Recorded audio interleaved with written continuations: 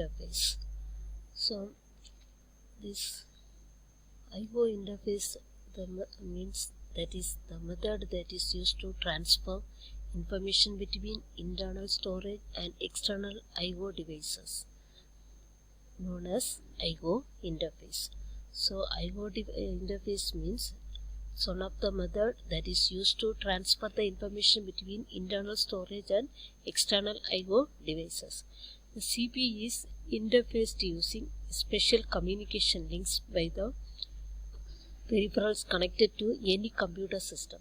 These communication links are used to resolve the difference between the CPU and peripheral. There exists a special hardware components between CPU and peripherals to supervise and synchronize all the input and output transfers that are called interface units. Also, some of the modes of transfer. The binary information that is received from the external device is usually stored in the memory unit. That is, the information that is transferred from the CPU to the external device is originated from the memory unit. The CPU processes the information, but the source and the target is always the memory unit. That is, the data transfer between CPU and the I/O devices may be done in different modes. So the data transfer between the CPU and I/O devices may be done in different modes. The data transfer to and from the peripherals may be done in any of the three possible ways. They are programmed I/O, interrupt I/O, direct memory access. This programmed I/O means it is due to the result of the I/O instructions that are written in the computer program. That is, each data item transfer is initiated by an instruction in a program. Usually, the transfer is from CPU register and memories. That is, in this case, it requires constant monitoring by the CPU of the peripheral devices. That is the example of this programmed I/O is, that is, in this programmed I/O, the I/O device does not have direct access to the memory unit. A transfer from I/O device to memory requires the execution of several instructions by the CPU, including an input instruction to transfer the data from device to the CPU and store the instruction to transfer the data from CPU to memory. So in programmed I/O, the CPU stays in the program loop unit. The I/O unit indicates that it is ready for data transfer. This is a time-consuming process since it needless keeps the CPU busy. So this situation can be avoided by using the interrupt facility. The next one is interrupt initiated I/O. Since in the above case we saw the CPU is kept busy unnecessarily, the situation can very well be avoided by using an interrupt driven method for data transfer.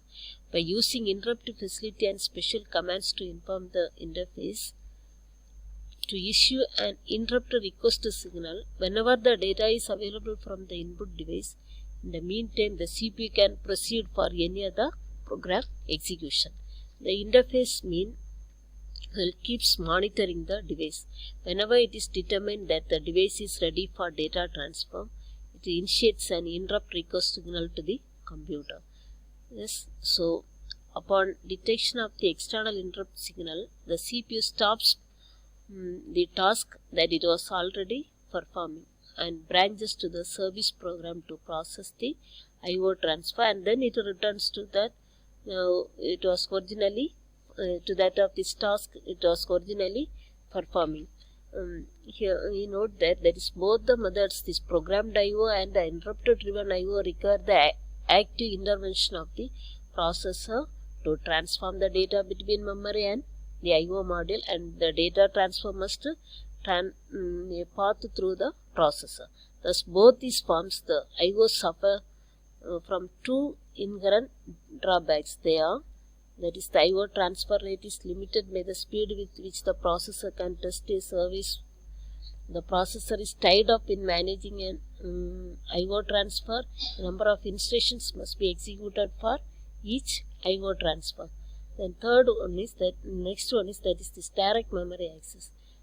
this data transfer between a fast storage media such as magnetic disk and memory unit is limited by the speed of the memory.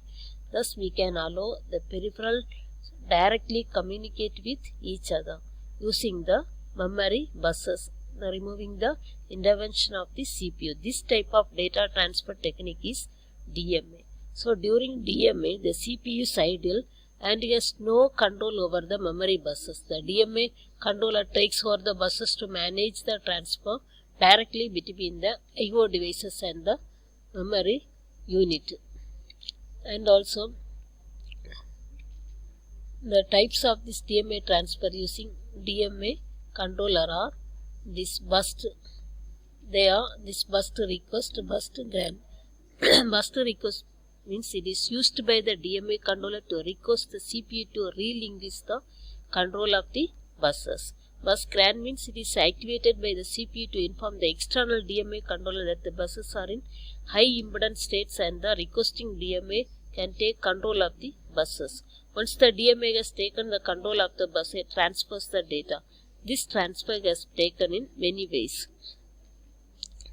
The next one is cycle stealing. And cycle stealing means an alternative method in DMA controller which transfers one word at a time, after which it must return to the control of the buses to the CPU.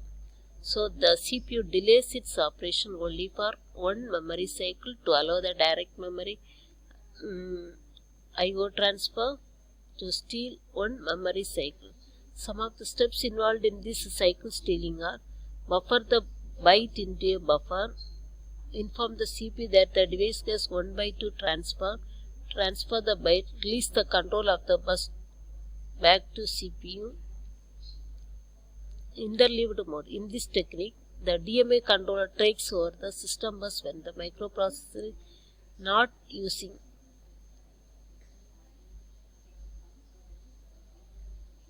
So this is about this topic I/O interface.